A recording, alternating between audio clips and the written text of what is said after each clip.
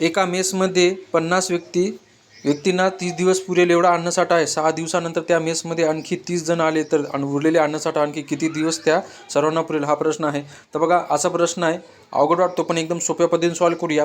तर काय करायचं बघा, 50 व्यक्ती 30 दिवस, तर 50 व्यक्तींना 30 दिवस अन्न पुरतात, बरोबर आहे. आणि त्याच्यामध्ये काय झालं की 6 दिवसानंतर अजून 30 व्यक्ती आले, म्हणजे काय होणार की जी व्यक्ती आहे 50 आहे, बरोबर आहे, 50 तर राहणारच, बरोबर आहे. आता इथं काय होणार बघा, इथं 6 दिवसानंतर बघा 30 दिवस, बघा 50 व्यक्तींना 30 दिवस पुरणार, मग 6 दिवसानंतर आणखी 30 व्यक्ती आले, तर जो 30 दिवस आहे त्या 30 दिवसामध्ये काय करायचं, 6 वजा करायचे, म्हणजे 50 व्यक्तींना 24 दिवस पुरेल, बरोबर आहे. कारण 6 दिवसानंतर अजून नवीन व्यक्ती आले.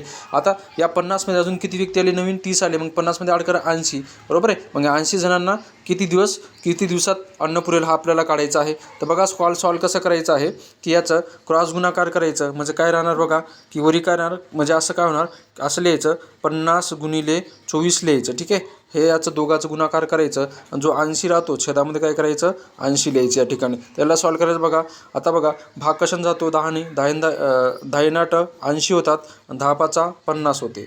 परत 8ने बघा, 8 1 8, 8 3 24, 5 गुणिले 3 15, म्हणजे 80 व्यक्तींना अजून किती दिवस अन्न पुरेल, 15 दिवस. ऑप्शन नंबर याचं सी याचं उत्तर असेल.